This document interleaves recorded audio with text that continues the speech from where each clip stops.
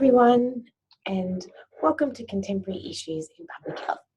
This is week 1 and the first of a series of mini lectures that you'll have for this subject. So this is me, and I am the unit coordinator. I'm also the online tutor for you on a Thursday, and also who you come to with all your queries or concerns about the subject. So just to sort of clarify a little bit, I did this in my welcome video as well, but a little bit about the unit structure.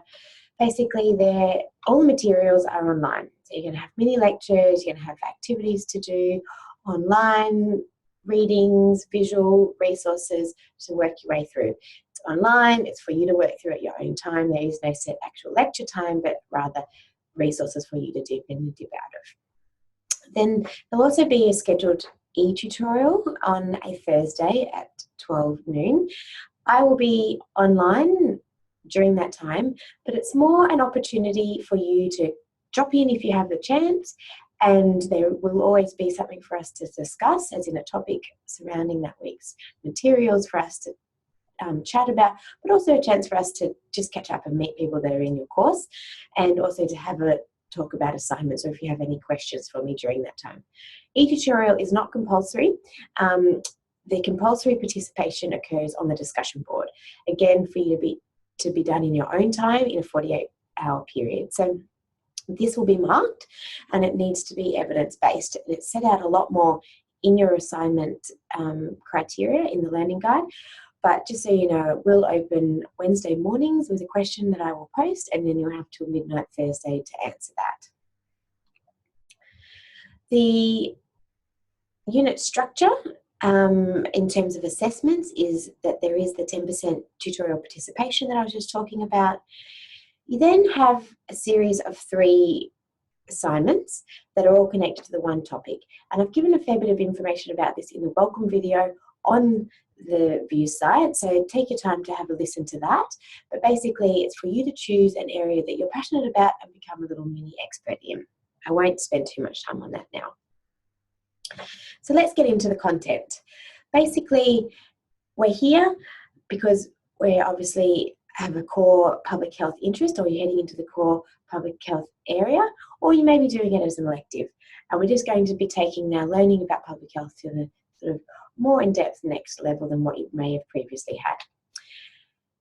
So contemporary issues, the title of the unit. But what is contemporary when we're thinking about contemporary? I've just got a few little definitions. Belonging to or occurring in the present, of the present time or modern, what is present and current in society. So if we take that term and think about how it might relate to contemporary public health issues, I wonder what first springs to your mind. You may have gone down the line of something like this: contemporary fashion, a contemporary fad, a contemporary current present TV show that's taking Australia by storm at the moment. But if we then start to think about that term in more of a health context, we might start to think about issues such as marriage equality and mental health within a sexual diverse population. We might think about maybe the fact that listeria is still causing death within Australia. So that's an interesting issue when you think that a foodborne virus might be something from a public health standpoint that we would have had control over, yet we're still having this re-emerge as a public health crisis. So let's take this term, contemporary, these contemporary issues, think about how it fits into the public health paradigm. Like I said, you've probably got a bit of an understanding of public health and the journey that public health is, hopefully by now, given this is your 3rd year and you have done a few prerequisites to this course. But we're just going to take a quick back step and talk through the process, the journey of public health as well. So we know that it started particularly around the Victorian era, when there was this effort to control the miasma. When people were dying of cholera, it was rampant, but they thought that it was actually the air that was causing this. Then we had our wonderful John Snow come along, take the tap off the town pump, water pump, and work out that it was actually waterborne. So we've gone from that very pathogenic focus of public health into more preventative health care. But this preventative health care during the 1940s to 1960s was still very infection control based. It was when polio and smallpox and all those highly infectious diseases were causing huge amounts of infant mortality and disability within the population, and vaccines came onto the scene. So that was the next step of public health. We all know the Ottawa Charter very well by now, and this is when public health sort of moved to more a health promotion focus. We were starting to look at empowering and encompassing and facilitating a social change within prevention. So we're not just focusing on that infection control, but we're also starting to look at chronic diseases and prevention of chronic diseases as well. Which then brings us to now. So the Ottawa Charter's been around for 20 plus years now. And what impacts are we seeing? Has it started to curb rates of chronic disease or not? Is it the right answer to where we're heading with public health? All these questions are something that I want you to start thinking about in this subject. Where are we going with public health as a profession? How do we start to curb some of these re-emerging and continually emerging chronic contemporary issues? So, obesity. Old news. We know that it's an epidemic. We've done that for many, many years, that rate of obesity is still going up. So I think as public health practitioners and in the contemporary era, we need to stop and start to think about why isn't that policy and practice that we've had in place for 20 years start to see the curve turn down, and it's still going up in quite a dramatic manner. So that's something that I really want you to start thinking about in this unit. Push your thoughts, think creatively, think outside the bounds of what we do already in a public health point of view about what are ways that we can start looking at these public health issues that are still there and are continuing to affect society. An image that we see so often, diet-based, screen time, obesity, we know these elements, but why is there still an issue? There's many a program out there targeting these different elements of this issue. So let's start thinking about what we can see beyond that from a public health point of view. Do we need to start putting more emphasis on walkable neighbourhoods, incidental activity, instead of having rigorous exercise interventions? This unit is for you to start thinking beyond the obvious. Is it a time for us to move beyond that health promotion of empowerment and equality? Still very important, and very important still in developing countries.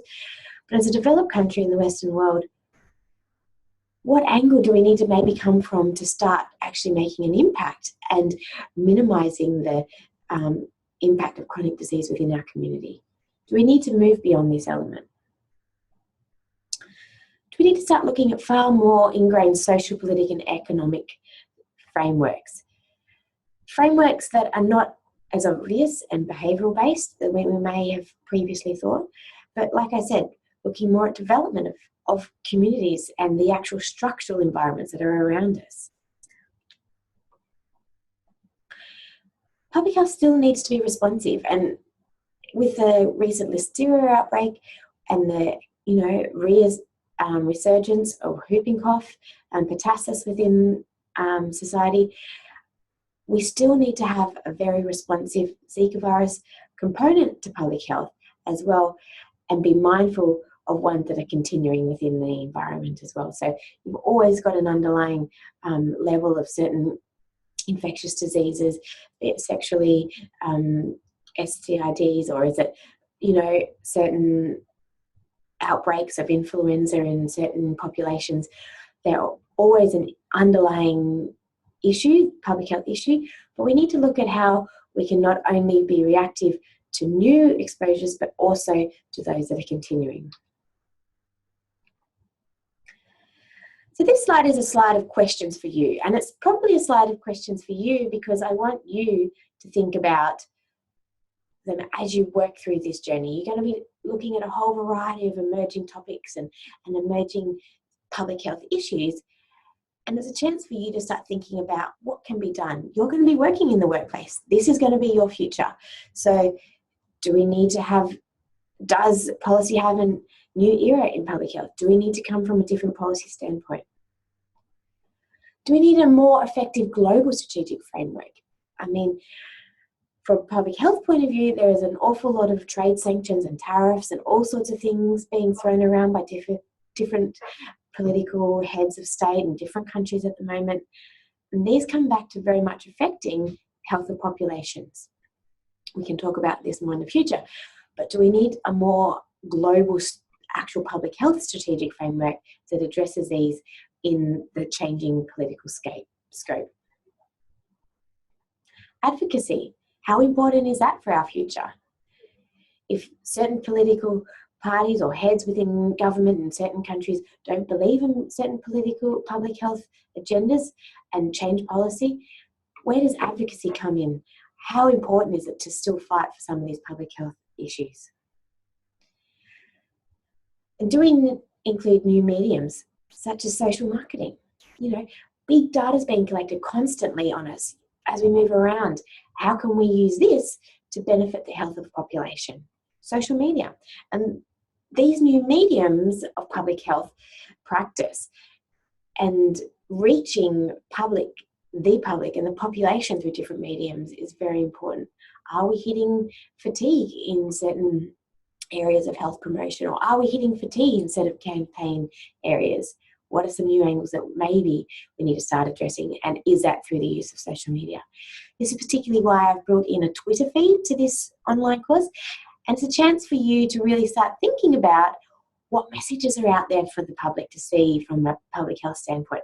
What misinformation are they getting? You guys are communicators as well as public health practitioners, and I think that is a very important role for the future. So hopefully we'll have a bit of fun with this course. Like I said, it's for us to start using our creative brains as well as our skills and knowledge that we're learning in the area of public health and apply them to what is a contemporary world. Because contemporary public health is you, and you are the future of public health in whatever chosen field you go into.